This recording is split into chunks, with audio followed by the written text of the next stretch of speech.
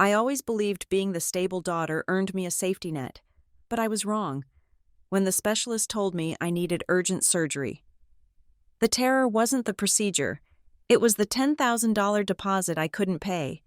I called my parents, begging for the first time in my life, and they called my desperation a teaching moment. They didn't realize that by refusing to save me, they were handing my grandmother the ammunition she needed to burn their reputation to the ground. The fluorescent lights of the Briar Glen Medical Center hallway hummed with a sound that felt like it was vibrating directly against my skull. I sat on the paper-covered exam table, my legs dangling, my hands gripping the edge so tightly that my knuckles had turned the color of old bone. For 6 months, I had been the master of minimization. The dizziness at work was just dehydration. The sharp, twisting pain in my abdomen at night was just stress or a bad reaction to takeout.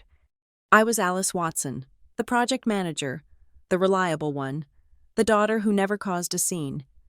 I did not have mysterious illnesses, I had deadlines, but the body, as I was learning, did not care about my deadlines. Doctor, Aris stepped back into the room, his expression practiced and neutral. The kind of look that suggests he has delivered bad news 1,000 times before and has learned not to carry the weight of it. You have a complex obstruction. Alice, he said, pointing to the grayscale blur on the monitor that was apparently my insides. We need to schedule the resection. I would say within the next 3 weeks. Waiting longer risks rupture. Rupture. The word hung in the air. Violent and absolute. I nodded. My project manager brain automatically shifting into logistics mode. Schedule. Recovery time. Short-term disability paperwork. I could handle this. I had a savings account. I had a plan. Then came the financial counselor. She was a kind woman named Sarah with soft eyes and a ruthlessly efficient printer. She laid the estimate on the desk between us. The bold number at the bottom seemed to pulse. $10,000. Because of the change in my insurance provider at the start of the fiscal year and a specific exclusion clause regarding pre-existing diagnostic codes that I did not fully understand, my deductible had reset, and my out-of-pocket maximum was staggering. But the kicker was the facility fee. Because the surgery was elective in terms of scheduling, meaning I was not currently bleeding out in the emergency room, the hospital required the patient portion up front. $10,000, I repeated, my voice sounding thin, like a radio signal losing connection. We can set up a payment plan for the remainder. Sarah said gently, but for the surgical team and the anesthesiology group to book the suite, we need the deposit cleared. Can you manage that? I looked at her. I was 33 years old. I made a decent salary. I drove a sedan that was 5 years old and paid off. I paid my rent on the first of every month. But I lived in Briar Glen, where rent had spiked 40% in 3 years, and I had just drained my emergency fund to fix the transmission on that sensible sedan 2 months ago. I had exactly $2,400 in my savings account. I can manage it. I lied. The walk to my car felt like a hallucination. The summer heat pressed down on the asphalt, distorting the air. I sat in the driver's seat, the leather burning my legs, and stared at the steering wheel. I could sell things. That was my first thought. I had a designer handbag I had bought myself as a bonus reward 3 years ago. I had some jewelry from an ex-boyfriend. I did the math in my head. Maybe $1,500, if I was lucky and the resale sites were generous. That left me nearly $6,000 short, even if I drained every cent from my checking account. I started the car and drove home, the air conditioning blasting but failing to cool the sweat on my neck. I spent the next 48 hours in a fugue state of panic. I listed the bag, I listed the jewelry, I called the hospital billing department to beg for a waiver, but the policy was rigid. They could schedule me for 6 weeks out without the full deposit. But doctor, Aris had said 3 weeks. 6 weeks was rolling the dice with a rupture. I was not a gambler. By Friday evening, the pain in my side was a dull, constant throb that spiked into a jagged tear whenever I twisted my torso. I sat on my beige sofa, looking at the spreadsheet I had made. There was no way to make the math work. I was the responsible one. I was the one who helped my friends with their resumes. I was the one who remembered birthdays. I was the one who never needed anything. I picked up my phone. My thumb hovered over the contact labeled Mom, Dad. I had not asked my parents for money since I was 19 years old. It was a point of pride. It was part of the unspoken contract of our family. Megan was the wild one, the artist, the one who needed saving. Alice was the rock. Rocks did not ask for $10,000. But I was scared. The fear of the surgery was nothing compared to the fear of the debt. Or worse, the fear of my body failing me because I was too poor to fix it. I pressed call. My mother, Elaine, answered on the second ring. Her voice was bright, surrounded by the ambient noise of a restaurant. Alice, we were just talking about you. Your father says hello. Hi, Mom, I said. Hi, Dad. The pleasantries felt like sand in my mouth. I asked about their week. I listened to a story about their neighbor's renovation. I waited for a pause, and when it came, I jumped into it before I could lose my nerve. Mom, Dad, I have some bad news, I said. I have been having some health issues. The silence on the other end was instant. It was not the silence of concern, but the silence of people bracing for an impact they wanted to avoid. What kind of issues, my father, Richard, asked. His voice was guarded. I need surgery. I said, it is medically necessary. It is happening in 3 weeks. But there is an issue with my insurance gap, and the hospital requires an upfront payment of $10,000 to book the operating room. I have sold some things, and I'm using all my savings. But I'm short. I took a breath. I need to borrow the money. I will pay you back with interest. I have a plan for repayment as soon as I'm back at work. The silence stretched. I could hear the clink of silverware in the background on their end. They were at dinner. They were likely drinking a bottle of wine that cost more than my weekly grocery budget. Alice, my mother said slowly, her tone shifting into that particular register she used when she was explaining why I could not have a puppy or why I needed to take AP Calculus. You know we love you. You know that. My stomach dropped. I knew that tone. It was the preamble to a no. But $10,000 is a significant amount. She continued. We have our own expenses right now. The market has been volatile. It is for surgery. Mom, I said, my voice rising. I am not asking for a vacation. I could rupture. Lower your voice. Alice, my father said, we are in public. Look, we are proud of how independent you are. You have always been the stable one. If we bail you out now, we are not helping you in the long run. You need to learn to navigate these adult responsibilities. It is tough love, sweetheart. Tough love. The phrase felt like a slap. I am 33. I said, I have navigated adult responsibilities for 15 years. This is a medical emergency. There are loans. My mother said, care credit. Have you looked into those? I have applied? I said, the interest rates are predatory, and I do not qualify for the full amount because of my student loans. Well, we just cannot do it, my father said, with a finality that sounded like a gavel banging down. We simply do not have that kind of liquidity available for a personal loan right now. We have to be responsible with our retirement planning. I closed my eyes. I felt a tear slide down my nose. Okay, I whispered. One more thing, my mother added, her voice dropping to a conspiratorial whisper. Please do not go posting about this on Facebook or telling your Aunt Sarah. We do not want people worrying or thinking you are in financial trouble. It reflects poorly on the family if it looks like you are struggling. They did not ask what the surgery was for. They did not ask the name of the procedure. They did not ask if I was in pain. They asked me to keep their reputation clean. I understand. I said, enjoy your dinner. I hung up and sat in the silence of my apartment. The rejection sat heavy in my chest, heavier than the tumor or cyst or whatever mass was growing inside me. It wasn't just the no, it was the lie. I knew about the liquidity. I knew because Megan, my younger sister, had called me 3 weeks ago to brag about her new apartment. She had told me, laughing, that Mom and Dad had covered the first, last, and security deposit Because she was moving for her art. That was at least $4,000. 2 months before that, I had seen my father driving a new SUV. When I asked about it, he said he was helping Megan with her car payments temporarily so she could trade in her old clunker. They had money. They flowed money toward Megan like a river flows to the sea. Megan, who quit jobs because the vibes were off. Megan, who needed saving. I was Alice. I was the structure.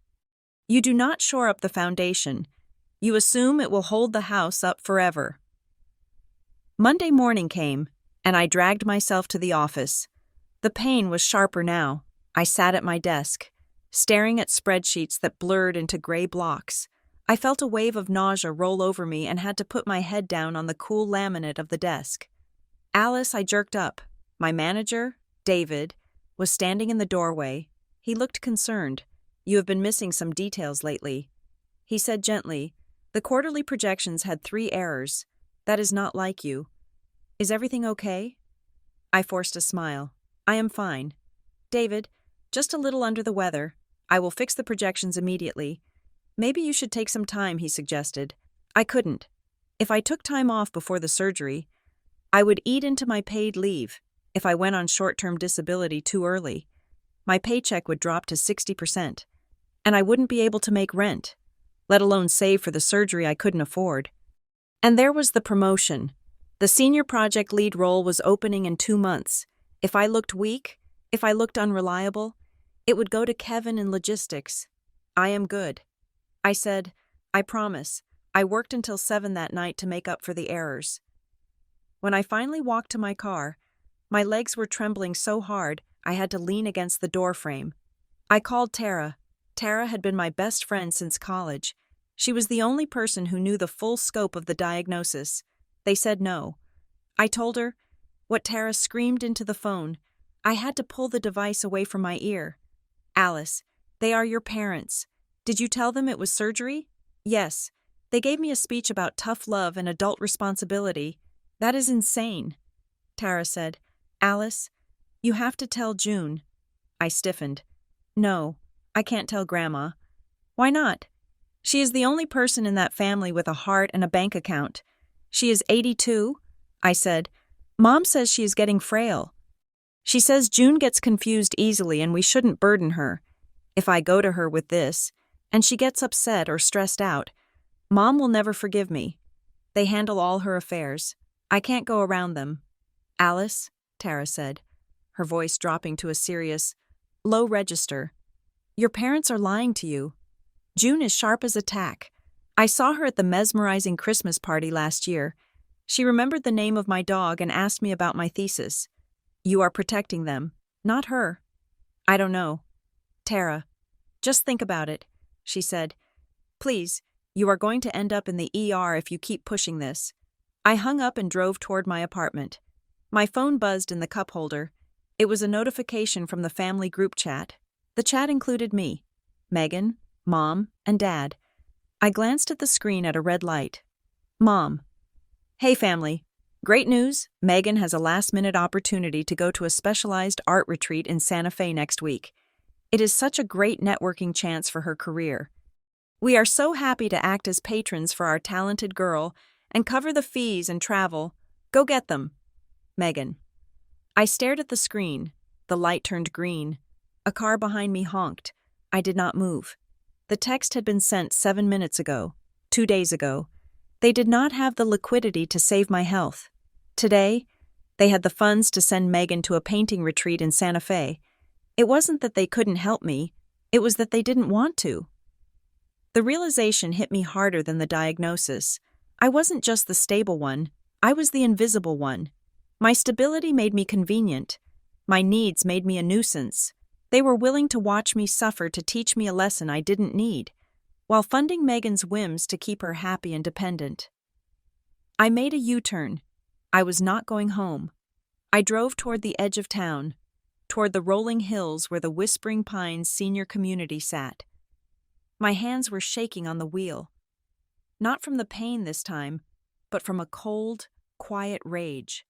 I was breaking the rule. I was going around the gatekeepers. I parked in the visitor lot.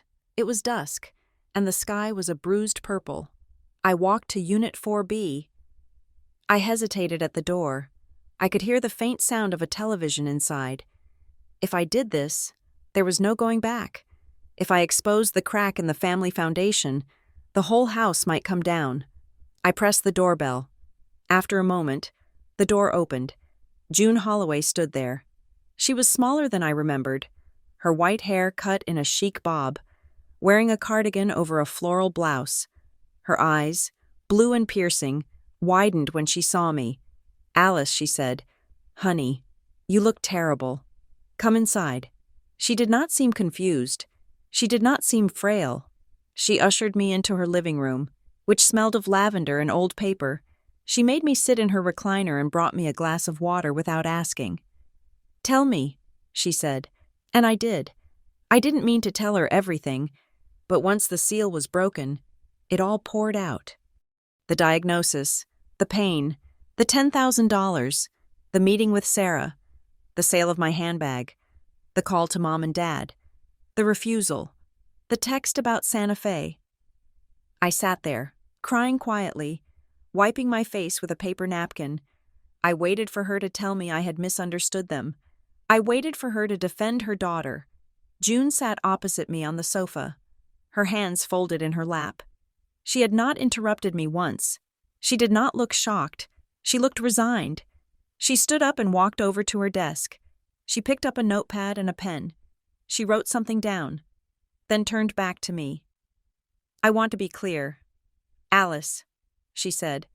Her voice was steady, lacking the tremor my mother always claimed she had. "You asked them for a loan." "Yes," I sniffed.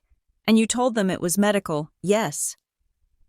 June looked at me, and her expression hardened. It was a look I had never seen directed at me. It was the look of a matriarch who realizes her legacy has been poisoned. "Did they refuse you, Alice?" she asked. "Or did they refuse the truth coming out with it?" I blinked. "What do you mean?" "They didn't just say no to the money," June said. "They told you not to tell anyone. They told you not to tell me. They are not protecting their retirement. Alice, they are protecting their image. They think you will endure it because you always have. They are betting on your silence." She walked back to me and placed a hand on my shoulder. It was light, but warm. "Show me the papers," she said. "Show me the estimate." I reached into my bag and pulled out the crumpled folder from the hospital. June took it. She put on her reading glasses and began to read, her eyes scanning the lines of text with a terrifying precision. I watched her, realizing that for 33 years, I had been told a story about who this woman was, and for 33 years, that story had been a lie designed to keep me from exactly this moment. June looked up from the paper. "We are going to fix this," she said, "but we are not just going to pay a bill. If they want to play games with family, Alice, they are going to learn that I wrote the rule book." She closed the folder. First, the surgery, then, the lesson. I looked at my grandmother, and for the first time in weeks, the crushing weight on my chest lightened. I was not alone, and the people who had left me to drown were about to realize that the water was rising for them, too. The air in my grandmother's living room was still, settled in that particular way that suggests a space where time moves differently. I watched June Holloway from the armchair, my hands gripping a mug of tea that had long since gone cold. She sat at her small mahogany desk, the surface cleared of its usual clutter of crossword puzzles and garden club newsletters. Instead, my financial ruin was spread out across the wood. June did not look like the confused, fragile woman my mother, Elaine, had spent the last 5 years describing to me. She was not squinting in bewilderment.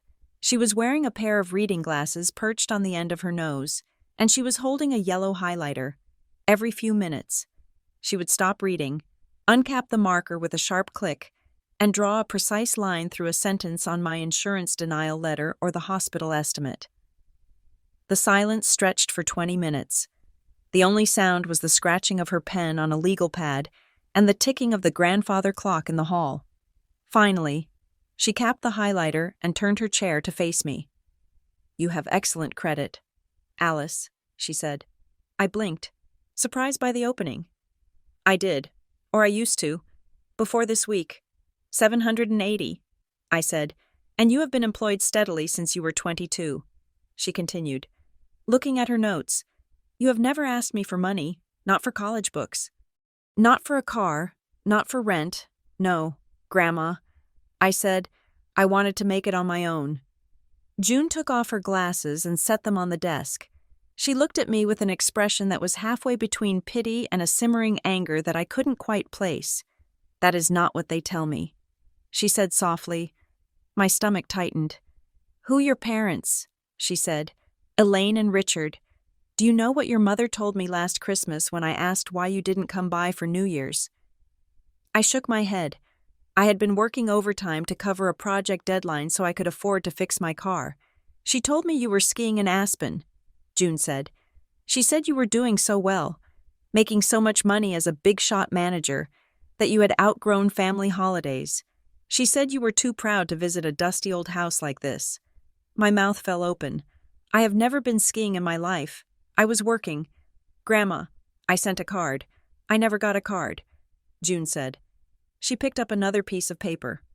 And when Megan needed that new laptop last month, the one that cost $2,000, Richard told me you refused to chip in because you were saving for a luxury cruise. He said, Alice has her own priorities. Mom, she doesn't understand that family helps family. I felt the blood drain from my face. I didn't refuse. They never asked me. I know, June said. She stood up, her movements crisp and decisive. I am looking at your bank statements. Alice, I see the gas station charges. I see the grocery bills. I see a young woman living responsibly, paycheck to paycheck, trying to build a life. I do not see a luxury cruise. I do not see Aspen.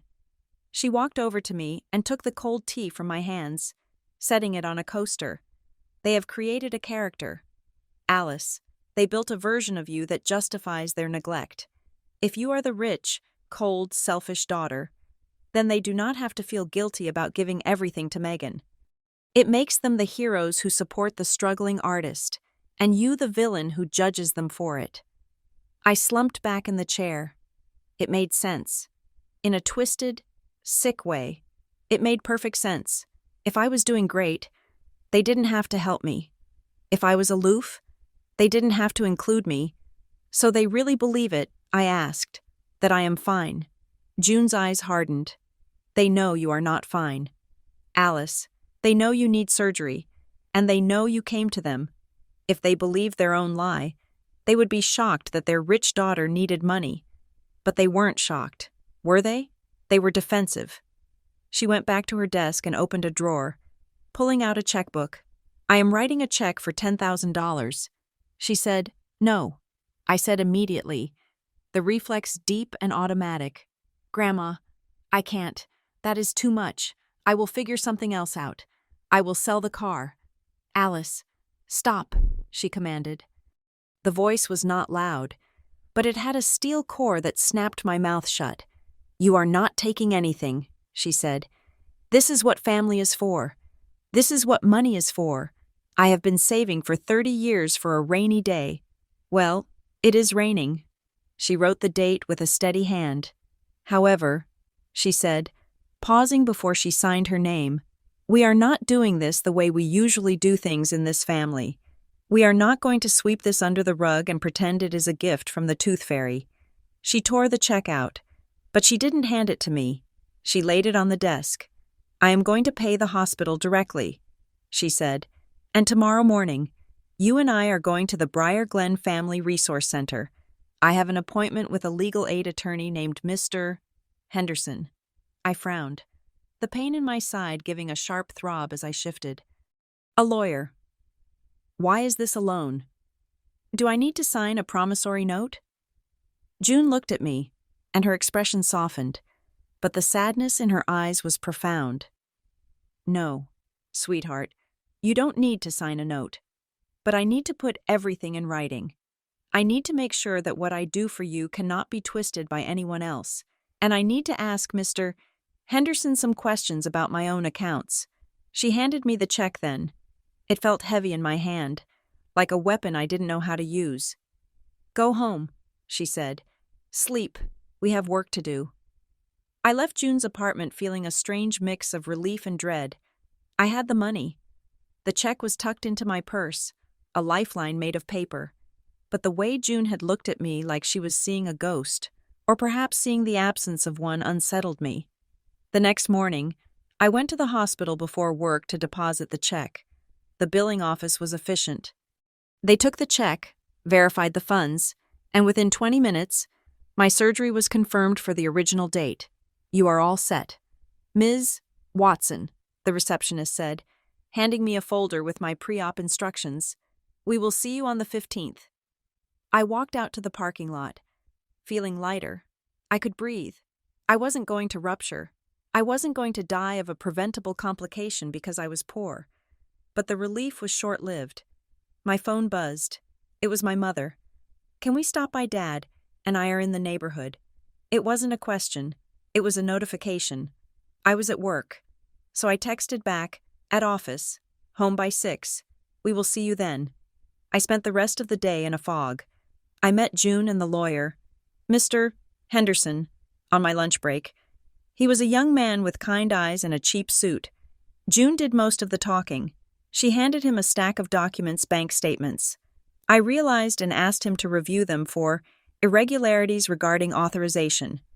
I didn't understand what she was looking for. I sat there, nodding when appropriate, signing a form that simply stated June Holloway was paying my medical expenses voluntarily and directly to the provider. It seemed like overkill, but June was the one with the checkbook, so I followed her lead. When I got to my apartment that evening, my parents' car was already parked in a visitor spot. They were standing by my door, looking out of place in my dim hallway.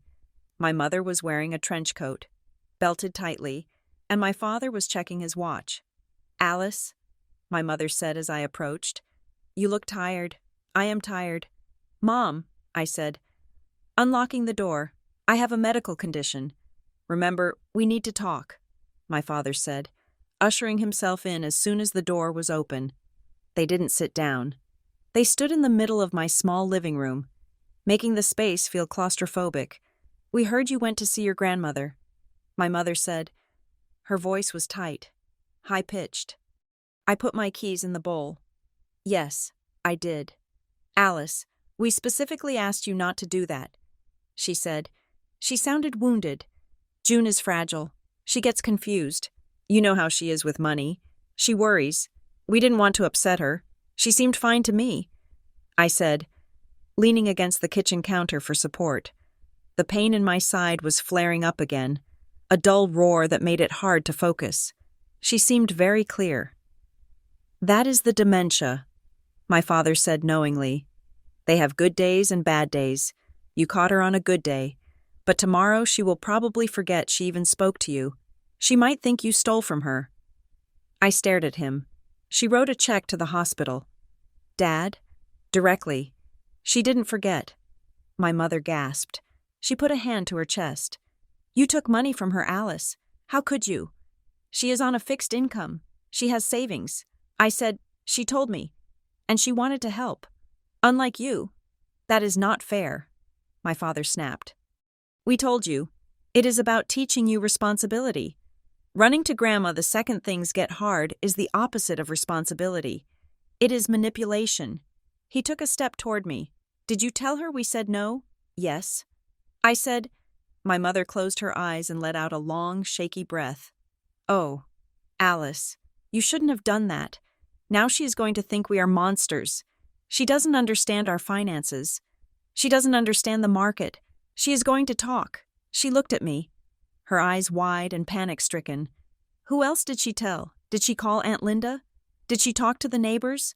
I looked at my mother. She wasn't asking about June's health. She wasn't asking if I had the surgery scheduled. She was asking about the network. She didn't mention Aunt Linda. I said, "Good." My mother said, "Okay, we can manage this. Alice, you have to promise us something. If she brings this up again, you need to tell her you paid her back, or tell her you didn't need the money after all. We can't have a paper trail of her paying your bills. It looks bad." Why, I asked. Why does it look bad for a grandmother to help her granddaughter? Because of the estate planning, my father shouted. Losing his composure for a second, the room went silent. Estate planning, I asked. My father adjusted his collar, looking away. It is complicated. Alice, we are trying to protect her assets. If she starts throwing money around, the state could get involved if she ever needs care. They look back 5 years. It is called a look-back period. If they see she gave you $10,000, they could deny her Medicaid. You are putting her future at risk. You are ruining the family if you make this public. My mother added, her voice trembling. People will talk. They will say we are negligent. They will say we are taking advantage of her. I looked at them. They were terrified. But it wasn't love terror. It was the terror of a culprit who hears sirens in the distance. I won't tell Aunt Linda, I said quietly. I just want the surgery.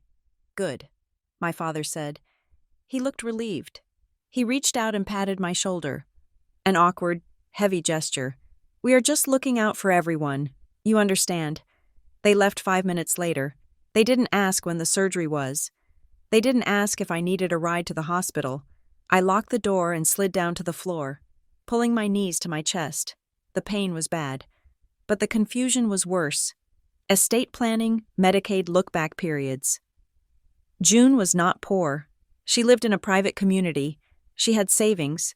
Why were they talking about Medicaid? My phone rang. It was June. I let it ring 3 times before picking up. I felt dirty, like I had dragged her into something dark. Hello, Alice, June said. Her voice was clear, calm, and utterly devoid of the dementia my parents claimed she had. Did they come to see you? Yes, I whispered.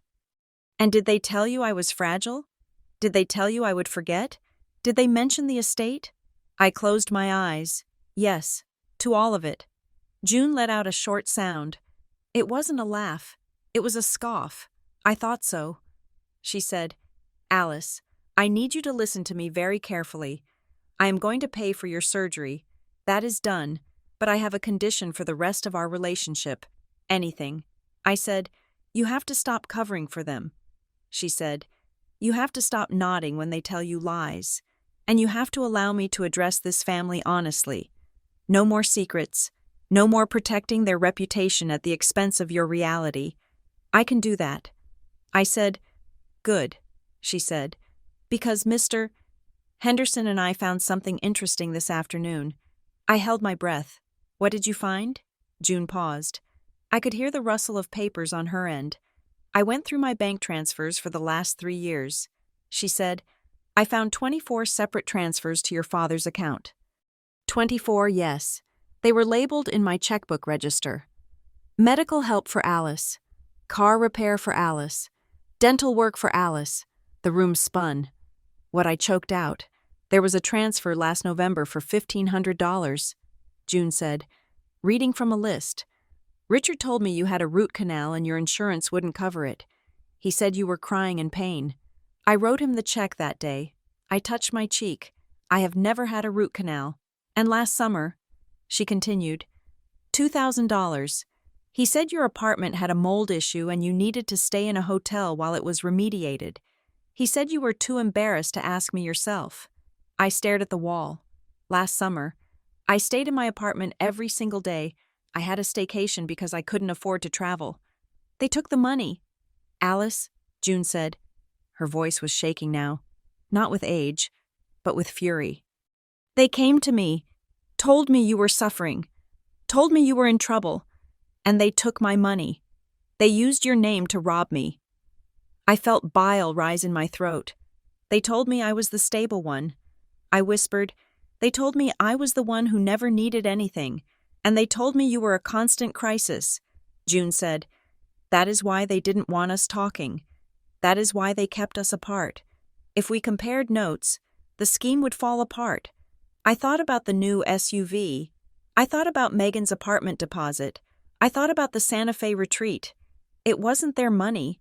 It was June's. And it was mine. Or, it was supposed to be for me. They had been laundering their greed through my imaginary misfortunes.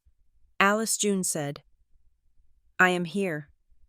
I said, My voice sounded wet. I am going to stop them, June said. But I need to know you are with me. It is going to get ugly. They will scream. They will cry. They will blame you. Can you handle that? I thought about the pain in my side. I thought about the way my mother looked at me, not as a daughter, but as a leak in her security system. I thought about the text message, "Don't let June control you." They had refused me $10,000 to save my life, while spending 5 years stealing thousands in my name. I took a deep breath. The pain was still there, but it was different now. It was fuel. I am with you, Grandma. I said. Good, June said. Get your rest. Alice, the surgery is the easy part. The recovery is where we make them pay. The transaction was clinical, precise, and devoid of the shame I had expected to feel in the moment. I stood at the registration desk of Briar Glen Medical Center, my grandmother standing a foot shorter than me but taking up all the oxygen in the room. She did not hand me an envelope of cash. She did not slide a check across the counter with a dramatic sigh. She simply inserted her debit card into the chip reader, typed her PIN with a steady finger, and waited for the beep. Transaction approved, the receptionist said, smiling with the kind of professional warmth that costs nothing. We have the deposit cleared. Ms. Watson, we can move your surgery to this Thursday. That is 2 days from now. Thursday. The word hung in the air like a reprieve from a governor. I felt my knees go watery. For weeks, I had been carrying a ticking clock in my abdomen, a physical manifestation of a deadline I could not meet. Now, the clock had stopped. Thank you, I whispered, clutching the counter for support. June tucked her card back into her wallet. She did not look at me with pity. She looked at me with expectation. I will drive you home, she said. You have packing to do. The drive back to my apartment was quiet. The relief was there, washing over me in cool waves, but underneath it was a jagged, ugly sediment of shame. I was 33 years old. I was a project manager. I managed budgets of $500,000 for corporate clients. And yet, here I was, being bailed out by my grandmother because my parents had decided I was not a worthy investment. I felt like a child. I felt like a failure. When we pulled up to my building, June put the car in park and turned to me. Stop it, she said. I looked at her. Stop what? Stop telling yourself that you failed, she said. Her voice was sharp. I can hear your brain working from here. Alice, you are thinking you should have worked harder. You are thinking you should have saved more. You are thinking that if you were truly good enough, you wouldn't need me. I looked down at my lap. I hate that it came to this. It came to this because you were robbed, June said. Not by a stranger in an alley, but by people who were supposed to protect you. You are not a charity case. Alice, you are a victim of theft. There is a difference. Now, go pack. You are staying with Tara after the surgery. I have already spoken to her. The surgery was a blur of fluorescent lights, the antiseptic smell of propofol, and the disjointed sounds of the recovery room. When I woke up, the sharp, twisting pain that had defined my life for months was gone, replaced by the dull, heavy ache of healing incisions. Doctor, Eris came in, looking pleased. We got it all, he said. No rupture. You made the right call getting this done now. Another week, and we would be having a very different conversation. I closed my eyes. Another week. If I had listened to my parents, if I had waited. Saved. Scrambled for a loan, I might have been septic by now. Recovery was slow. I moved into Tara's guest room. A cozy space painted a soft sage green. Tara was a saint. She brought me broth, fluffing my pillows, and managing my medication schedule with the efficiency of a field medic. But she couldn't manage my phone. My phone was a portal to a dimension I wanted to escape. For the first 48 hours, my mother, Elaine, was silent. I assumed June had told her the surgery was happening, or perhaps they were sulking. But on the third day, the dam broke. My phone buzzed against the nightstand wood. Alice, honey, we heard you had the procedure. We are praying for a speedy recovery. We love you so much. 10 minutes later, Dad is really worried about you. He hasn't slept. Please text us when you can. An hour later, we know June paid for it. We just want to make sure you understand that she can be very controlling with money. Don't let her hold this over your head. Strings are always attached with her. I stared at the screen, the blue light stinging my eyes. The whiplash was dizzying. One moment, they were the doting parents praying for my health. The next, they were conspiracy theorists warning me against the woman who had just saved my life. I typed out a reply: I am resting. The surgery went well. June has asked for nothing. The response was immediate. That is how it starts. She gets her hooks in. Just be careful. We are only saying this because we care about your independence. You have always been so independent. I put the phone face down. My independence. That was their favorite word. It wasn't a compliment. It was a leash. As long as I was independent, I was low maintenance. As long as I was independent, I was a resource, not a burden. That afternoon, June arrived at Tara's house. She was not alone. She brought a man with her, a tall, serious-looking individual carrying a leather briefcase. "Alice," June said, kissing my forehead, "you look better. The color is coming back to your cheeks." "I feel better," I said, shifting carefully to sit up against the headboard. "Who is this?" "This is Mr. Henderson," June said. "He is the attorney I told you about." "Mr. Henderson nodded politely.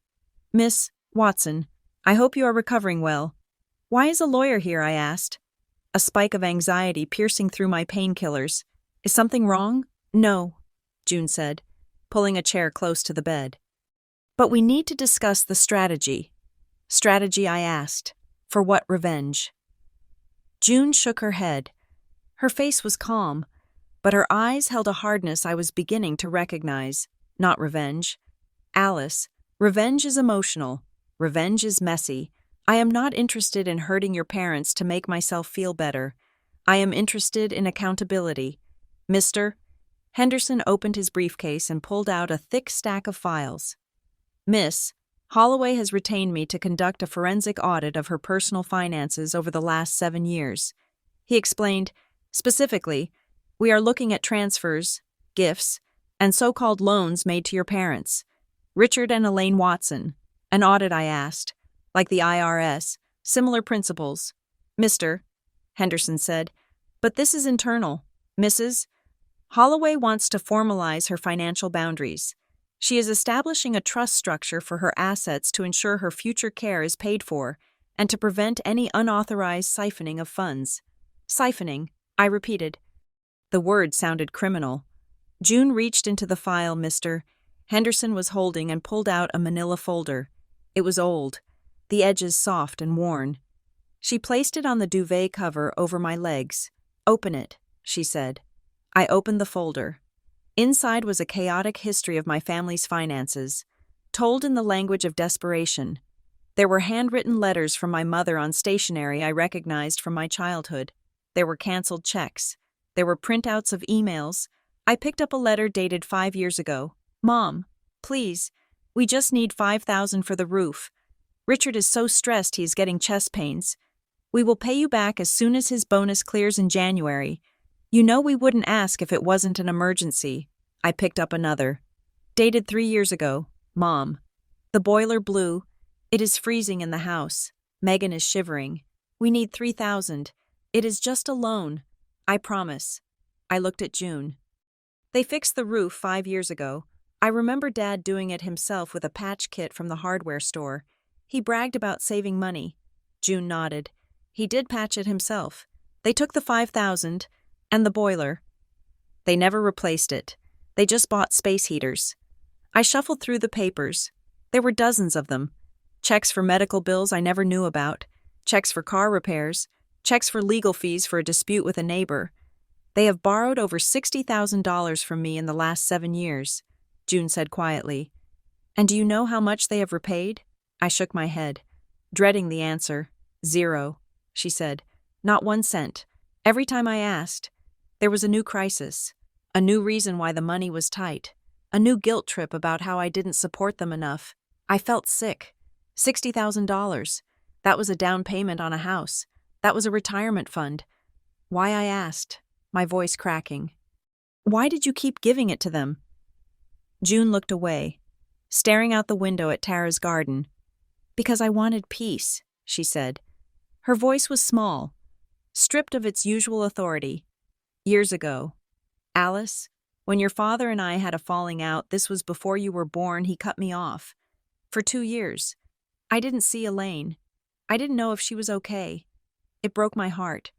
When they finally let me back in, I made a silent vow that I would never do anything to risk losing access to them or to you grandchildren again. She turned back to me, her eyes wet. I taught them that my silence could be bought. Alice, I taught them that if they threatened to pull away, I would pay to keep them close. I taught them they could rewrite reality, and I would nod along because I was too afraid of being alone. She reached out and covered my hand with hers. But when they did it to you, when they refused you the money for surgery while spending mine on their lifestyle, that was the line. I realized that my silence wasn't keeping the peace. It was funding their cruelty. I squeezed her hand. I felt a surge of protective anger for this woman who had been held hostage by her own love. So what do we do? I asked. Mr. Henderson cleared his throat. We send a formal notice, he said. We inform them that all previous transfers are now classified as outstanding debts. We set up a repayment plan, and we inform them that the Bank of June is closed. They are going to explode. I said, let them, June said. I am 82 years old. Alice, I am done paying for the privilege of being lied to. 3 days later, I was sitting in Tara's living room, watching a cooking show and trying to ignore the itch of my healing stitches. When the doorbell rang, Tara was at work, but she had told me Megan might stop by. I had agreed to it, mostly out of morbid curiosity. I shuffled to the door and opened it. Megan stood there, holding a bouquet of supermarket tulips wrapped in crinkly plastic.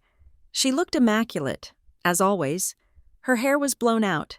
Her makeup was perfect, and she was wearing a coat that I knew cost more than my monthly car payment. Alice, she cried, her face crumpling into a mask of concern. Oh my God, look at you. You look so frail. I am recovering. Megan, I said, stepping back to let her in.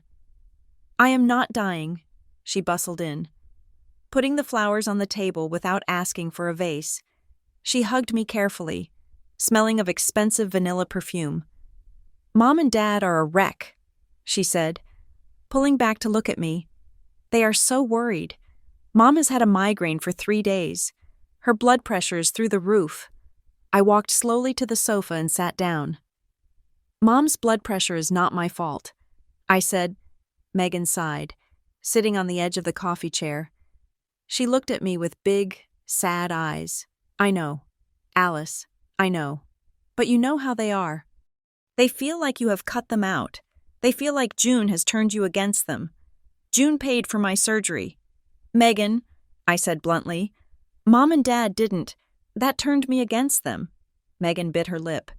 She looked down at her manicured nails. Look, she said, her voice dropping to a whisper. I know it is messy, but can't we just handle this privately? Mom is terrified that you're going to post something or tell the extended family. She says June is threatening legal action.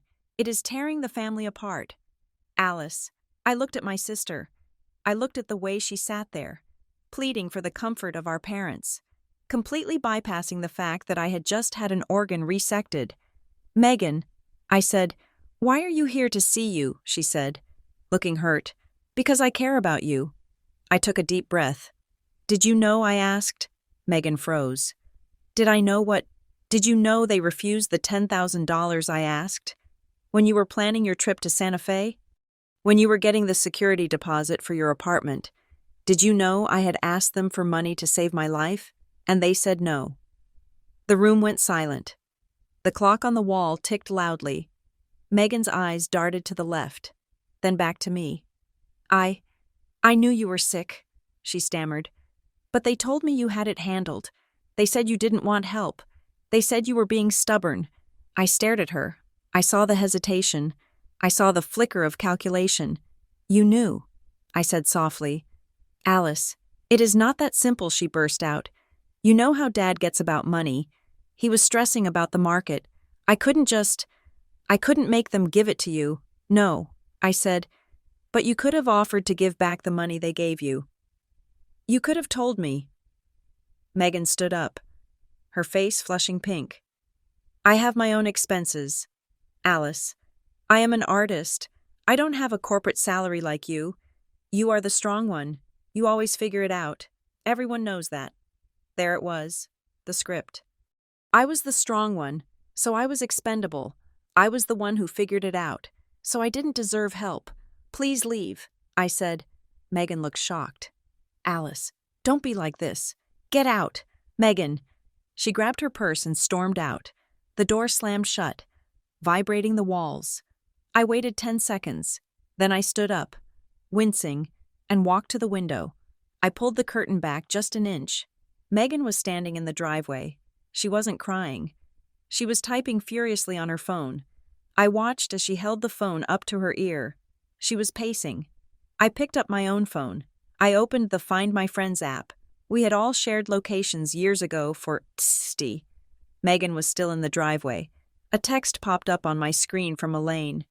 Megan says you were cruel to her. She went there to bring you flowers and you kicked her out. We are shocked. Alice, this bitterness is destroying you.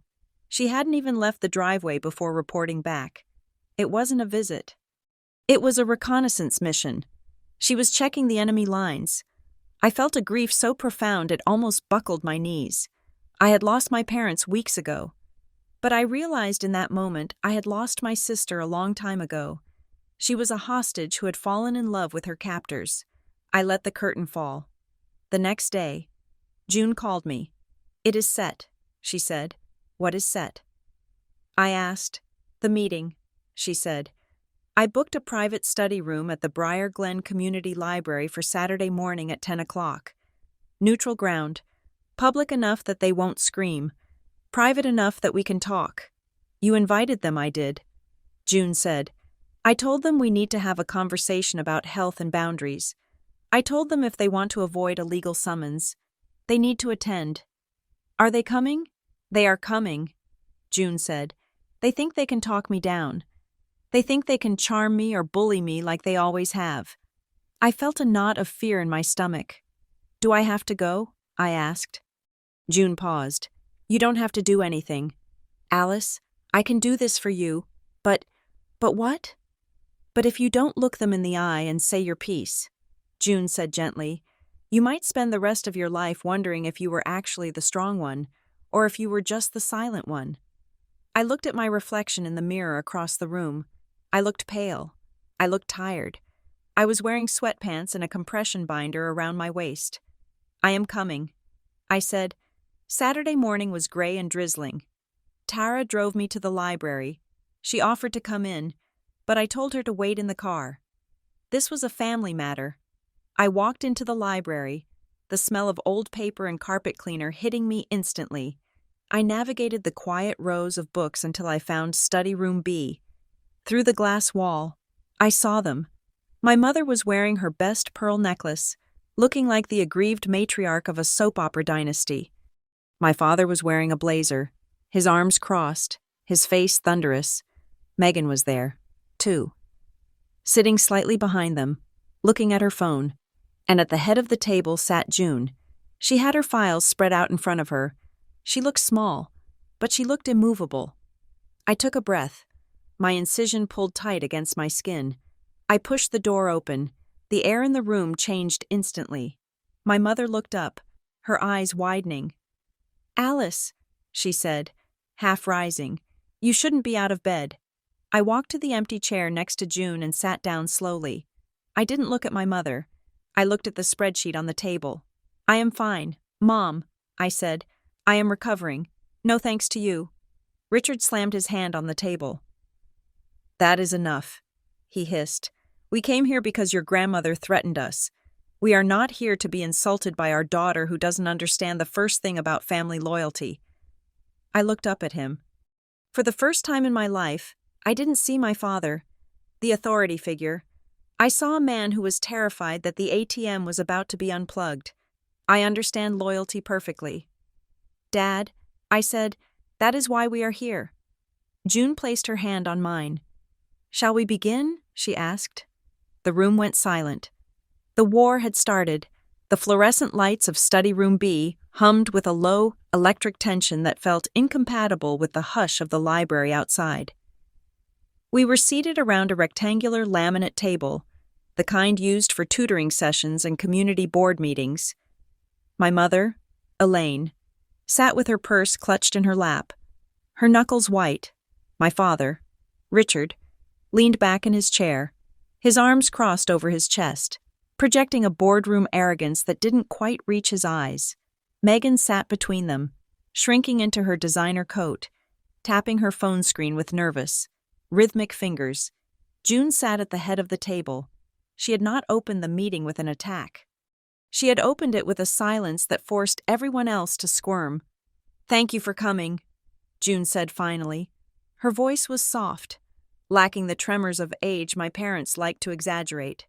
"First, I want to say how grateful I am that Alice is sitting here. A week ago, we were looking at a very different outcome." She looked at me, her eyes crinkling at the corners. "I am glad you are still with us." "Alice?" I nodded, throat tight. "I'm glad to be here." "Grandma?" Elaine let out a breathy, performative sigh.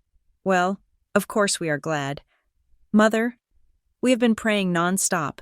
We just wish Alice hadn't been so dramatic about the whole thing, rushing into surgery without consulting us fully." I felt a spike of heat in my chest. But June raised a hand. "We are not here to discuss Alice's medical choices." June said, "We are here to discuss the finances that made those choices necessary." She reached into her tote bag and pulled out a stack of papers. It wasn't a messy pile.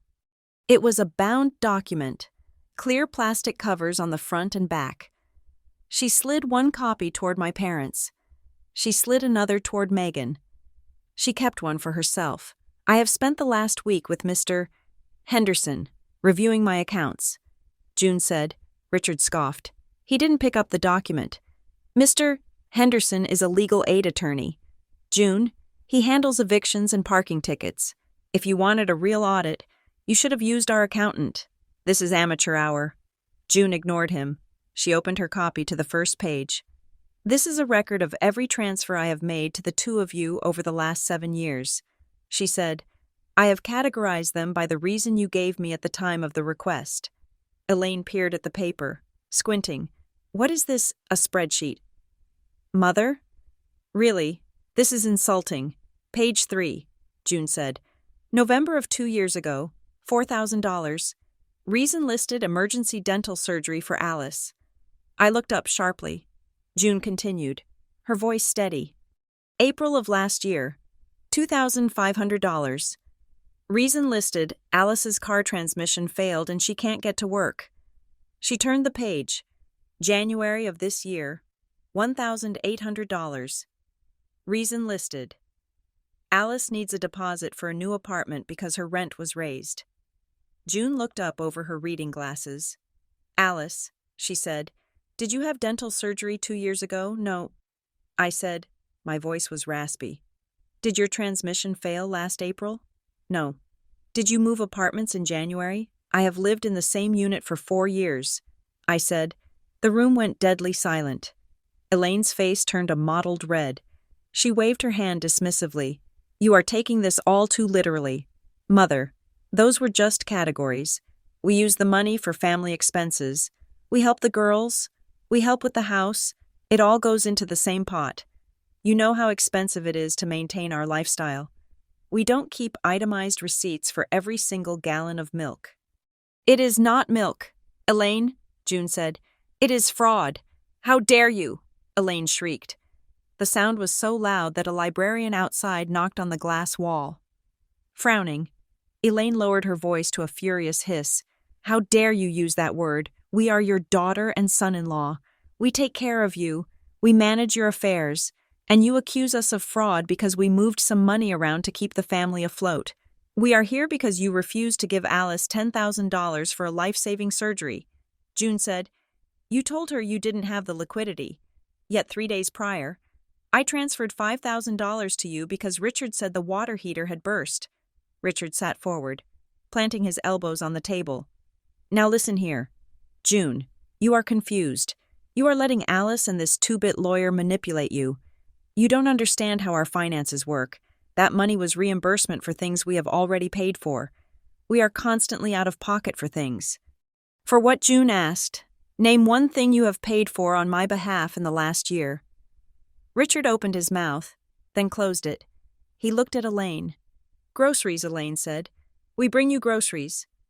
I pay for my own groceries, June said. I have the receipts. She closed the folder.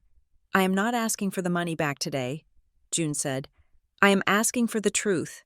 But since the truth seems to be in short supply, I have taken other measures. She pulled out a single sheet of paper, heavy and cream-colored. As of yesterday morning, my assets have been placed into a revocable living trust. She said, Mr. Henderson is the acting trustee for the immediate future, with a corporate fiduciary scheduled to take over next month. Richard's face went slack. A trust. You can't do that without consulting us. We are your power of attorney. Not anymore, June said. I revoked that yesterday. 2.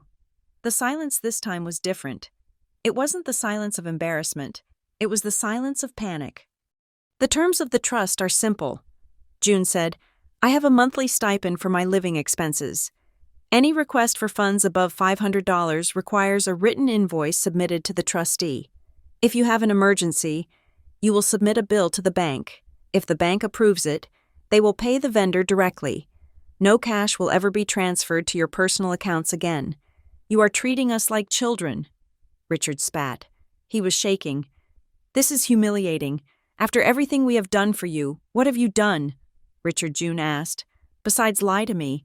We have kept this family together, Elaine cried. She was crying now. Big wet tears that smeared her mascara. We have protected you. We didn't want you to worry about money. We took the burden on ourselves. And yes, sometimes we used your help to smooth things over. To help Megan. To help everyone. She gestured vaguely at Megan. Megan, tell her how much we have helped you. Megan jumped. She looked at her mother, then at June. They helped me with my car, Megan whispered. And my rent. And Alice. June asked, Did they help Alice? Richard slammed his hand down again. We are here because Alice can't manage her finances, he shouted. He turned his glare on me. This is all your fault. If you had just handled your business like an adult, none of this would be happening. You are 33 years old.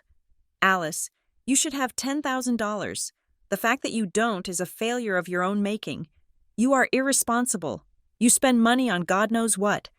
And then you run crying to Grandma to bail you out and poison her against us.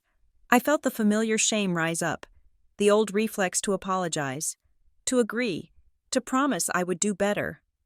I looked at his angry red face.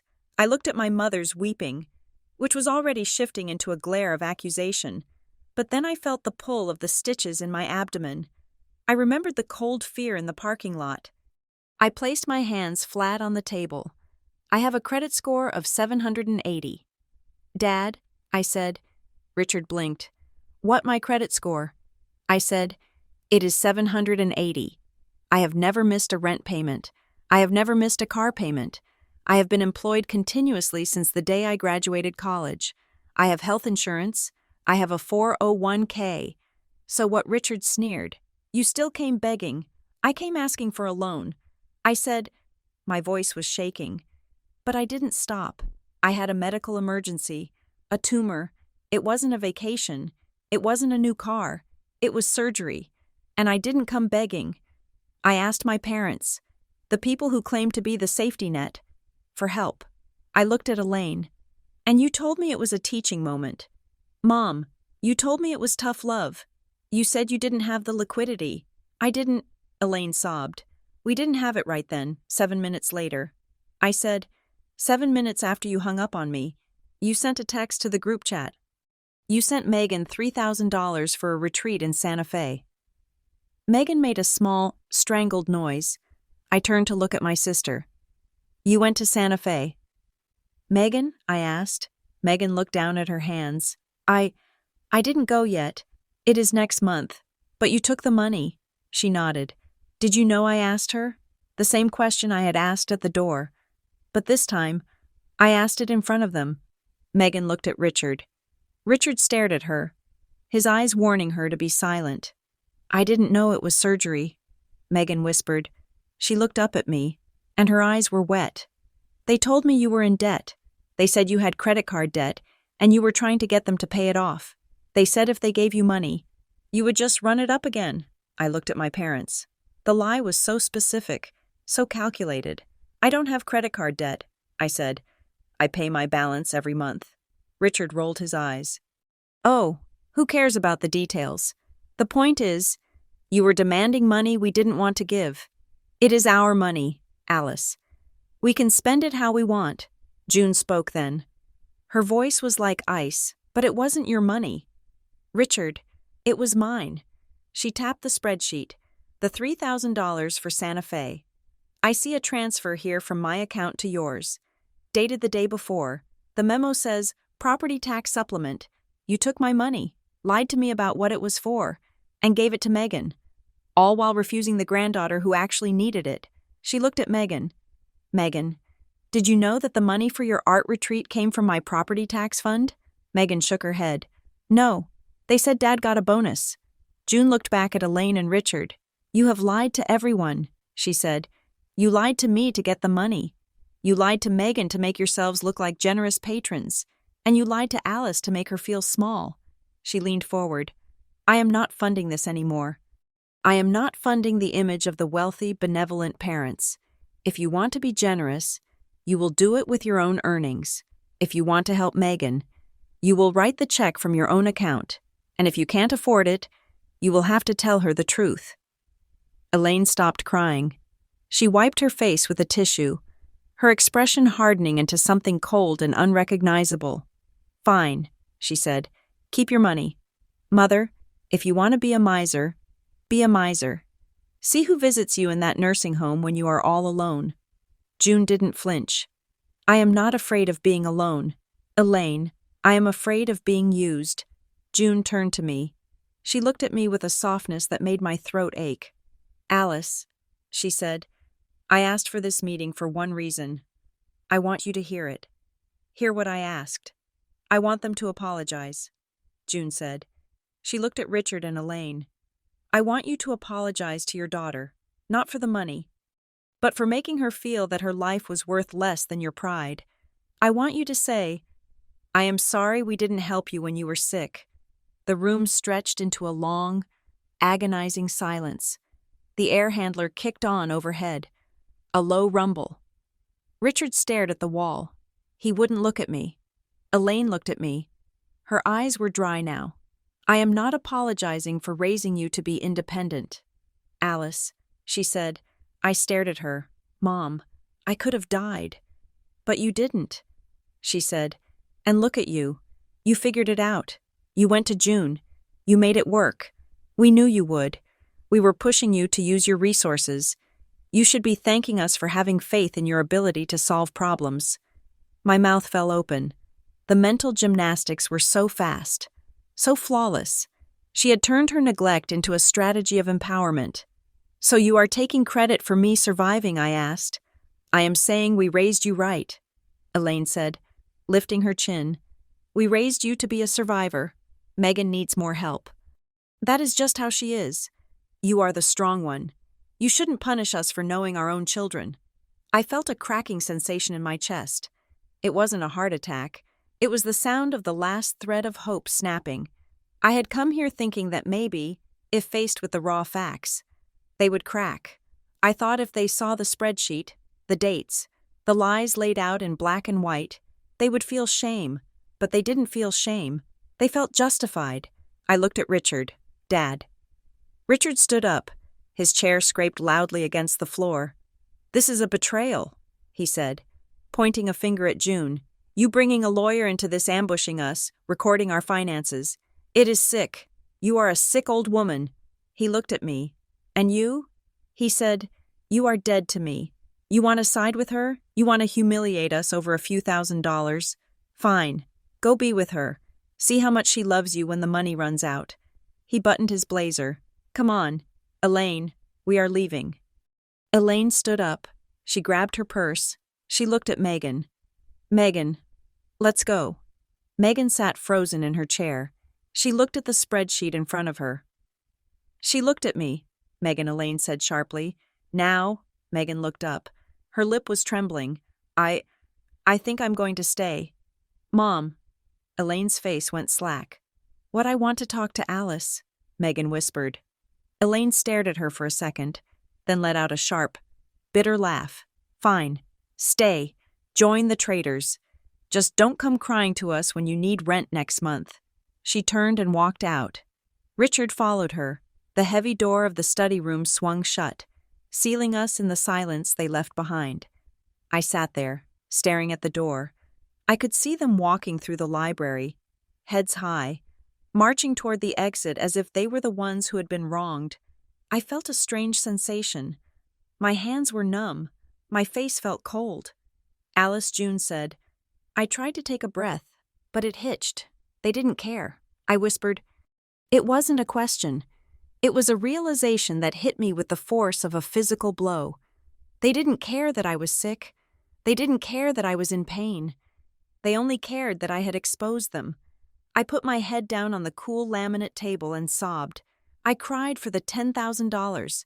I cried for the years I had spent trying to be the perfect, low-maintenance daughter. I cried for the root canal I never had and the transmission that never broke. I cried because I realized that the love I thought I was earning was never there to begin with. It was a transaction, and I was on the wrong side of the ledger. I felt a hand on my back. It was June. She was rubbing circles between my shoulder blades, firm and steady. I felt another hand on my arm. It was Megan. She was crying too. Quiet, hiccuping sobs. I am sorry. Alice, Megan whispered. I am so sorry. I didn't know. I swear I didn't know. I didn't answer her. I couldn't. Not yet. We sat there for a long time. The librarian walked by and looked in, but June waved her away. Eventually, the tears stopped. I sat up, wiping my face with my sleeve. I felt hollowed out, empty. June handed me a bottle of water. I took a sip. I feel like I don't have a family anymore. I said, my voice was a wreck. June looked at me. She reached out and took my hand. She took Megan's hand with her other one. You have a family, she said. It is just smaller than you thought, and it is much more honest. She looked me in the eye. Alice, listen to me. What just happened? That was the hardest part. You faced the monster. You turned on the lights, but they didn't change. I said, they just got angry. June nodded. Shame is a doorway. Alice, they can walk through it, admit what they did, and come out the other side as better people. Or they can stay outside, pounding on the door, blaming the person who locked it. She squeezed my hand. They chose to stay outside. That is their choice. But you don't have to stand there waiting for them to knock. You can walk away from the door. You can go live in the rest of the house. I looked at the spreadsheet one last time. The columns of numbers, the dates, the lies. I closed the folder. I am ready to go home. I said. June smiled. It was a sad smile, but it was real. Let's go, she said. We walked out of the library together. The rain had stopped. The air smelled like wet pavement and ozone. I took a deep breath. My side hurt, but for the first time in months, the pain felt like healing. I wasn't waiting for the other shoe to drop anymore. The shoe had dropped. The floor had broken, and I was still standing. The silence that followed the library meeting was not the peaceful silence of resolution. It was the heavy, suffocating silence of a trench before the shelling begins. For 2 days, I lived in that quiet, nursing my healing incision and trying to convince myself that the worst was over. I told myself that my parents, having been confronted with the undeniable math of their deception, would retreat to lick their wounds. I thought shame would silence them. I was naive. I had forgotten that for people like Elaine and Richard Watson, shame is not a feeling to be processed. It is a weapon to be redirected. The first shell landed on a Tuesday morning in the form of a text message from my Aunt Linda. Linda lived 3 states away, and usually only communicated via mass emails about her cats or political chain letters. Alice, I just got off the phone with your mother. I am so sorry to hear you are struggling with your mental health. Please know we are praying for you. Do not make any rash decisions regarding your grandmother's care. She is safe where she is. I stared at the screen, my coffee cup freezing halfway to my mouth. Mental health rash decisions. Before I could reply, another text came in. This one was from my cousin Sarah, a woman I hadn't seen since her wedding 4 years ago. Hey Alice, Mom said you guys are going through a rough patch. Just wanted to say, don't let the stress get to you. Grandpa had dementia too, and we know how hard it is when they start getting paranoid about money. Hang in there. My stomach dropped. The narrative was taking shape with terrifying speed. They weren't denying the conflict. They were rewriting the cause, in their version. I wasn't the daughter who had been refused life-saving surgery. I was the unstable, stressed-out daughter who was taking advantage of a confused, paranoid old woman. They were painting June as senile and me as predatory. I called June immediately. Grandma, I said, my voice rising in panic. They are calling everyone. Aunt Linda thinks I'm having a breakdown. Sarah thinks you have dementia. I know, June said. Her voice was calm, almost bored.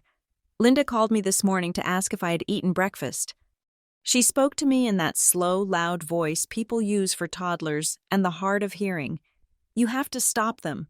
I said, they are destroying your reputation. They are making you look incompetent so they can invalidate the trust. Alice, breathe, June commanded. I took a shaky breath. The pain in my side flared, a reminder that my body was still knitting itself back together. I am not going to fight gossip with gossip, June said. If I call Linda and scream that Elaine is a liar, I only prove their point that I am agitated and unstable. That is what they want. They want a screaming match. Then what do? I asked. We use paper. June said, paper does not scream. Paper does not forget. That afternoon, June came to my apartment. She brought a stack of envelopes, already stamped and addressed. She laid them out on my kitchen table. I have drafted a letter, she said. It is short, it is factual. And it is going to the 6 most influential gossips in our family tree, including Linda and your great-aunt Margaret. She handed me a copy. Dear family, I am writing to clarify recent events regarding my health and finances to prevent any unnecessary worry. I recently assisted Alice with the costs of a necessary surgery to correct a medical obstruction. I am happy to report she is recovering well. I made this payment directly to the hospital from my personal savings, fully sound of mind and body. I have also recently updated my estate planning with the help of my attorney to ensure my future needs are met independently. I ask that you please give Alice space to heal without pressure or speculation. Thank you for your concern. Love, June. I read it twice. It was brilliant. It didn't mention my parents' refusal. It didn't mention the stolen money. It didn't mention the library showdown. It simply stated the facts she paid. She was sane, and the topic was closed. It is so polite, I said. Politeness is the best armor. June said, if they continue to spread rumors after receiving this, they look malicious. Not concerned, and if they question my sanity, I have included the business card of my attorney, Mr. Henderson, who has a notarized affidavit of my competency from my physician. I looked at her, feeling a surge of awe. You thought of everything. I have to, she said. But Alice, there is something else. She sat down opposite me, her expression serious. Your mother is telling people that I am isolated. She said that you are the only one seeing me, which implies undue influence. I felt a spike of fear. Are they going to try to get guardianship? They might try, June said, but they will fail, because I have witnesses. Witnesses Mrs. Higgins next door, June said, and David, the senior advocate at the community center. I have been having tea with them for months. I have told them about the requests for money. I showed Mrs. Higgins the text messages from your father asking for the roof repair money. They are ready to testify if it ever comes to a court hearing. I leaned back in my chair. You told the neighbors. June smiled. A thin, sharp expression. I didn't tell them I was being robbed. I asked them for advice on how to help my struggling children without enabling them. I framed it as a maternal dilemma. They saw the texts. They saw the checks. They know. Alice, I am not the confused old lady in the tower. I am the woman who runs the bridge club. Your parents are fighting a war against a version of me that does not exist. I returned to work the following Monday. My doctor had cleared me for half days. Provided I didn't lift anything heavier than a stapler, I was grateful for the distraction. The office was cool and impersonal, a place where problems could be solved with spreadsheets and email templates, or so I thought. On my second day back, my manager, David, called me into his office. He looked uncomfortable. He closed the door, which he never did. "Alice, sit down," he said. I sat, my heart rate picking up.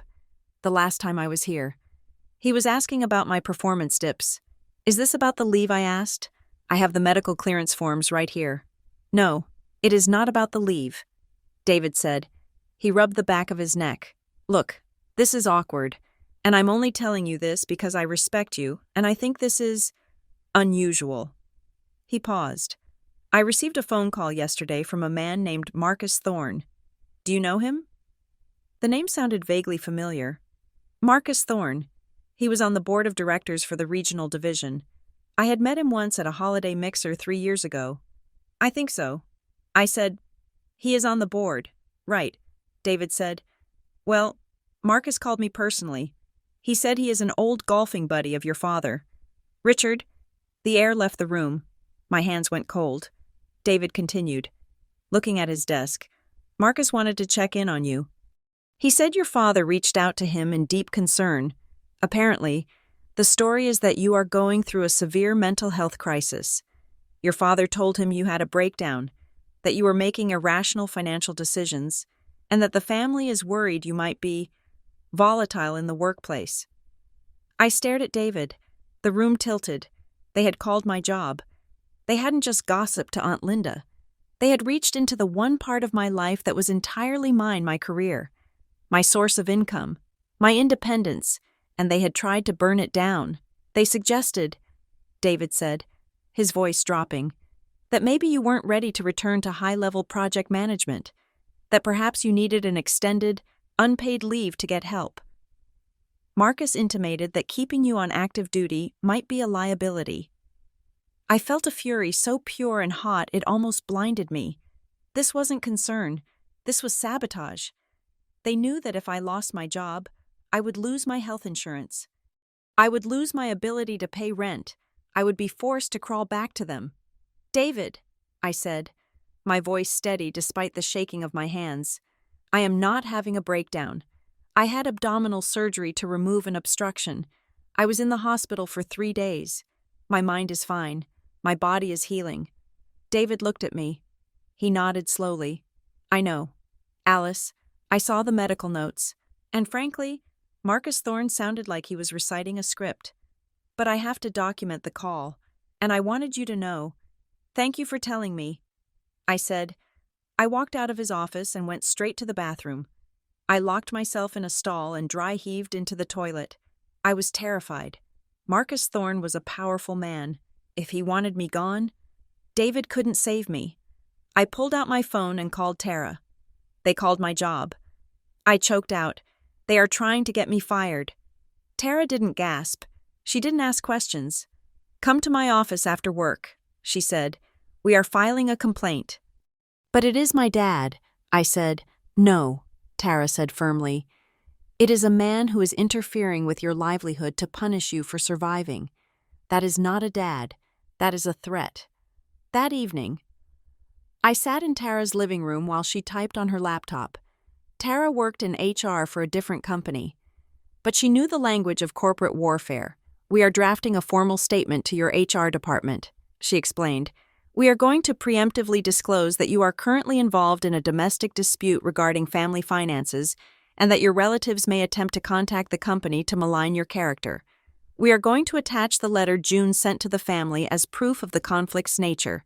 "Is that safe?" I asked. "Won't that make me look like Drama Alice?" Tara said, stopping her typing. You are already drama to them because of that phone call. The only way to survive this is to control the narrative. If you stay silent, Marcus Thorne's version is the only one on file. If you speak up, you create a paper trail of harassment. Companies hate harassment suits more than they hate drama.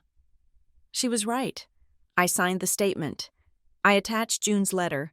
I sent it to the head of HR and CC'd David. I felt sick doing it. I felt like I was declaring war on my own blood. But then I remembered the phrase my mother used, "We raised you to be a survivor." They had raised me to survive. They just never expected me to survive them. 2 days later, Megan texted me, "Can we talk alone? No mom, no dad, just us." I hesitated. The last time Megan visited, she was a spy. But June's words echoed in my head. Shame is a doorway. Maybe Megan was trying to find the handle. Meet me at the Galaxy Diner. I texted back. Noon. The Galaxy Diner was a neutral zone of chrome and vinyl, smelling of grease and coffee. I sat in a booth facing the door when Megan walked in. I almost didn't recognize her. Megan was usually polished to a shine. Today, her hair was pulled back in a messy bun, and she wore no makeup. Her eyes were puffy. She looked like a child who had lost her balloon. She slid into the booth opposite me. She didn't order anything. She just asked for water. I filed the HR complaint. I said, deciding to start with the truth. I know about the call to Marcus Thorne. Megan flinched. She looked down at the table. I told them not to do it, she whispered. But you knew they were doing it. I heard Dad on the phone. She said, I told him it was crazy. I told him you would find out. He said he had to stop the bleeding. He said if you felt secure, you would never come back to the fold. The fold, as if we were sheep or cult members. Why are you here? Megan, I asked. Megan picked up a sugar packet and began to tear it into tiny strips. They want me to ask June for money again, she said. I stared at her. After the meeting, after the trust was set up, yes, Megan said. They have a plan. They told me to go to June crying. They told me to say that I am worried about your recovery, to say that your insurance isn't covering the follow-up visits, and that you are too proud to ask for help. They want me to ask for $5,000 to help Alice. My jaw tightened. They were using me as bait again. And what would you do with the money, I asked. Give it to them, Megan said, her voice barely audible. They have a tax bill coming due. They are underwater. Alice, they have been living on June's money for years. Without it, the house of cards is falling. She looked up at me, and tears spilled over her lashes. They said if I didn't do it, they couldn't help me with my rent next month. They said we all have to make sacrifices. I looked at my sister. I saw the trap she was in. She was the golden child. Yes, but gold is soft. It bends easily. They had crippled her ability to stand on her own by solving every problem for her, and now they were charging her for the service. Don't do it, I said. I don't know how to say no. Megan wept. I am scared. Alice, I can't afford my life without them. Then change your life, I said. It came out harsher than I intended, but it was the truth. Move to a cheaper apartment. Megan, sell the car. Get a second job. Do what I did. I can't, she cried. I am not like you. You are the strong one. I reached across the table and grabbed her hand. She froze. I am not strong because I was born this way. Megan, I am strong because they forced me to be. They abandoned me to figure it out. So I figured it out. You are not weak. You are just unpracticed. I let go of her hand. But I am setting a boundary. Megan, I love you. But I will not be your excuse anymore. If you go to June and use my name to get money for them, I will tell June. I will show her the texts. I will burn that bridge. Megan, do not use me as your shield. Megan stared at me. She looked terrified. But beneath the terror, I saw something else. Relief. Okay, she whispered. Okay, I won't go. What will you do about the rent? I have some jewelry, she said, and maybe I can pick up shifts at the gallery. Good, I said. That is a start. The following week, June made her next move. It wasn't a defensive move, it was an offensive one. She sent a registered letter to Richard and Elaine. I was there when she drafted it with Mr. Henderson. Dear Richard and Elaine, in light of the recent audit of my finances, and in the spirit of the accountability we discussed, I am requesting that we formalize the outstanding loans provided over the last 7 years. While I am forgiving the interest, I am requesting a repayment plan for the principal amount of $62,000. I propose a monthly payment of $200. This is a nominal amount, but it is necessary to acknowledge that these funds were loans, not gifts. She didn't need the $200. She had plenty of money. But she knew exactly what that letter would do. It would force them to either pay admitting the debt or refuse, proving their entitlement. Richard called me the night they received the letter. I picked up, expecting screaming. Instead, his voice was cold, calm, and terrifyingly detached. You are behind this, he said. I am not. Dad, June is capable of making her own decisions. Don't lie to me. Alice, you poisoned her. You and that lawyer. You think you are so smart with your spreadsheets and your paper trails. I didn't say anything. Well, listen to me, he said. If your grandmother pursues this extortion, I am going to sue. I will sue for elder abuse. I will sue for undue influence. I will drag you and her through every court in this county. You will lose. I said, she has doctor's notes. She has witnesses. Maybe, Richard said, but I will drain every cent she has in legal fees, and I will make sure everyone in this town knows what kind of daughter you are. He paused. And Alice, if you don't fix this, if you don't get her to drop this demand, you are done. No Christmas, no birthdays. You are out of the family. Do you understand? You will be an orphan. I stood in my living room, the phone pressed to my ear. I looked around at my small, quiet apartment. I looked at the scar under my shirt. I thought about the word orphan. It was supposed to be a threat. It was supposed to evoke the terror of being alone in the world. But I realized, with a sudden crystalline clarity, that I had been alone for a long time. I had been an orphan in the hospital waiting room. I had been an orphan when I was selling my handbag to pay for surgery. I had been an orphan every time I sat at their dinner table and listened to them praise Megan while ignoring me. Being in this family meant being silent. It meant being a resource. It meant being a prop in their stage play of success. If the price of admission was my life, the ticket was too expensive. Do what you have to do. Dad, I said. What he snapped. Do what you have to do. I repeated. Sue, scream, cut me off. But I'm not fixing this. Because there is nothing to fix. June is asking for $200 a month to pay back money you stole, if that breaks the family. Then the family was already broken. You ungrateful little. I hung up. I blocked his number. Then I blocked my mother's number. I sat down on my sofa. I waited for the crushing grief. I waited for the panic, but it didn't come. Instead, I felt a strange lightness. It was the feeling of dropping a heavy backpack after a 10-mile hike. I was tired. Yes, I was sore, but I was free. June called me an hour later. They called me. She said, Richard threatened to sue. I know. I said, he threatened to disown me. Are you okay? June asked. Her voice was thick with worry. I am, I said, and I was surprised to find it was true. Grandma, I think I resigned. You resigned from the family business, I said. They fired me, but I think I quit first. June laughed. It was a dry, rusty sound. Good, she said, because we have an event to attend. I frowned. What event? Your cousin Sarah's husband is turning 40, June said.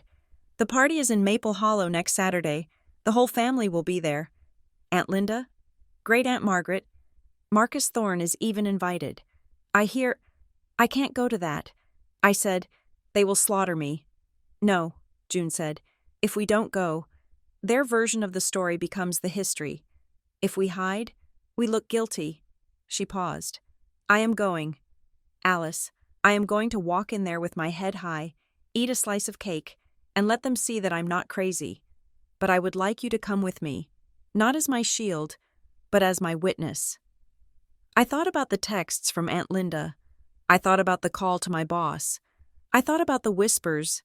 If I didn't go, I would spend the rest of my life afraid of what they were saying. If I went, I could look them in the eye. I will drive.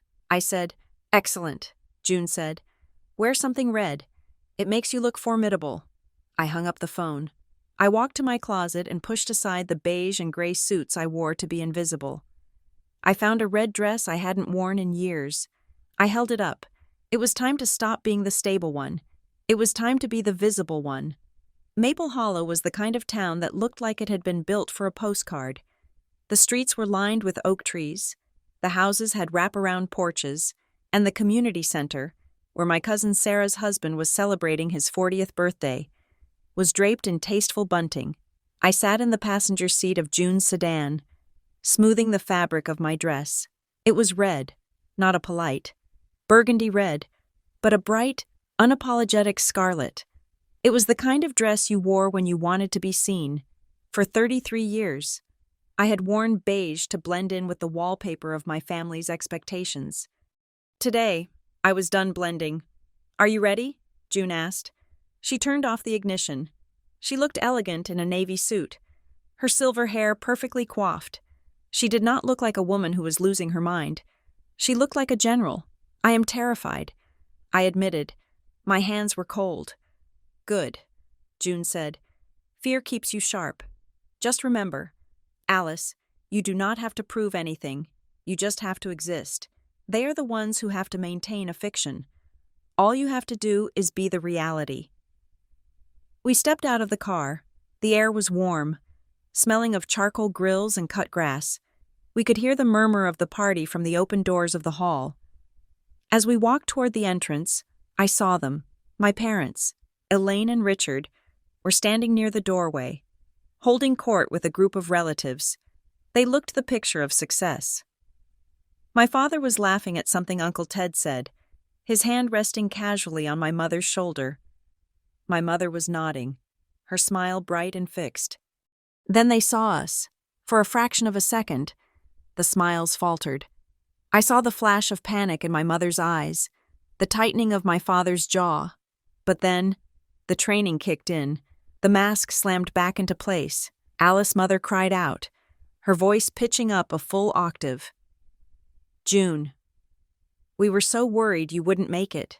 She rushed forward, arms open, aiming to envelop me in a hug that would look maternal to the onlookers but feel like a straitjacket to me.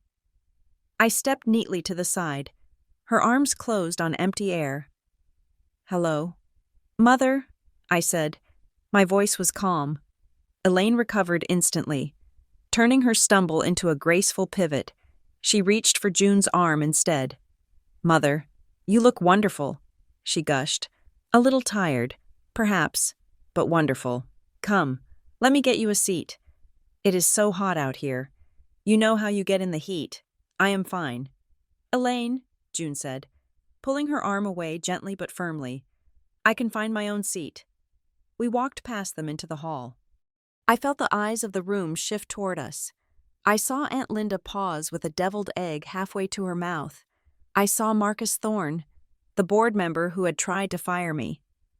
Standing by the bar, I kept my head high. I felt the incision on my abdomen pull slightly, a grounding reminder of why I was here. I wasn't just Alice the project manager. I was Alice the survivor. For the first hour, the tension was a low-frequency hum beneath the party chatter. My parents worked the room like politicians. They were everywhere, laughing too loudly, touching people's arms, steering conversations. Whenever they got close to June or me, they performed a show of exaggerated concern. "Are you sure you don't need water?" Alice, my father, asked loudly enough for 3 other groups to hear. "You look pale. We don't want you passing out." "I am fine." "Dad," I said, "I have never felt better." He leaned in close, his smile freezing into a rictus of rage. "Don't cause a scene," he hissed. "If you ruin this party, I swear to God." "Alice," I sipped my iced tea. "I'm just standing here. Dad, if my presence causes a scene, you should ask yourself why." He stormed off. I looked for Megan. She was sitting in the corner near the gift table. She looked miserable. When she saw me, she gave a small, tentative wave. I nodded back. She hadn't asked June for the money. She had kept her word. The cracks started to show around 2:00. The cake had been cut, and the speeches were over. The guests were relaxed, fueled by white wine and nostalgia. June was sitting at a round table near the center of the room, talking to Mrs. Higgins, who had driven her own car down for the party. Elaine approached the table. She didn't have a drink in her hand. She had a mission. "Mother," she said, her voice tight, "can I speak to you?" In the hallway. June looked up. "No. Elaine, I am comfortable here. It is a private matter," Elaine insisted, her eyes darting to the people at the nearby tables. "There are no private matters anymore," June said pleasantly. "Not after the letters you sent. Whatever you have to say, you can say it here." Elaine flushed. She leaned down, whispering furiously, "You need to fix this. Now. People are asking questions. Linda asked me why you sent a formal letter about your estate. You are making us look ridiculous. You need to tell them it was a mistake. You need to tell them you were confused." "I am not confused," June said. Elaine grabbed the back of June's chair. Her knuckles were white. "You are humiliating us. You are going to retract that trust requirement. You are going to tell Marcus Thorne that Alice is unstable so we can salvage Richard's reputation. Do you hear me? We are your family. You owe us protection." I stepped forward. I was standing right behind Elaine. "She owes you nothing," I said. Elaine spun around. Her eyes were wild. The mask was slipping, sliding off her face in the heat of her desperation. "You shut up," Elaine spat. "You ungrateful, selfish girl. We gave you everything, and this is how you repay us, by teaming up with a senile old woman to destroy your father's career." The room went quiet. The music had stopped between tracks, and my mother's voice carried to the back of the hall. Someone near the buffet table coughed. Aunt Margaret, the oldest living relative on the Watson side, leaned forward from her seat. She was a formidable woman with a cane and a hearing aid she liked to turn off when she was bored. She wasn't bored now, Elaine Margaret said. "What is going on?" Elaine plastered a trembling smile on her face. "Nothing. Aunt Margaret Alice is having one of her episodes. We are trying to get her to the car. She is very unwell." I stood my ground. The red dress felt like a shield. "I am not unwell," I said. My voice was clear. It carried to the rafters. I looked at Aunt Margaret. "I had surgery 3 weeks ago. Aunt Margaret, a bowel resection. It was life-threatening." Margaret frowned. "Surgery. But Elaine told us you were in a mental health facility. She said you had a breakdown because of job stress." "No," I said. "I was in Briar Glen Medical Center. I needed $10,000 for the deposit to book the operating room. My insurance had a gap." I looked at my parents. Richard had joined Elaine now. He looked ready to physically drag me out of the room. "We offered to help," Richard shouted, addressing the room at large. "We offered her the money. She refused it. She was too proud. She threw it back in our faces and said she didn't want our charity. That is how sick she is," the room murmured. It was a plausible lie. It fit the narrative of the stubborn, independent daughter. Then June stood up. She didn't slam her hand on the table. She didn't shout. She just stood, and the sheer gravity of her presence silenced the room. She reached into her purse and pulled out her phone. She was not a tech-savvy woman, but she knew how to do one thing. She knew how to play a voicemail. "No, Richard," June said. "You didn't offer. You refused. And then you called me to tell me to let her suffer so she would learn a lesson." She held the phone up. She pressed play. The sound was tinny, but in the silence of the hall, it was unmistakable. It was Richard's voice. "Mother, don't you dare give her a dime.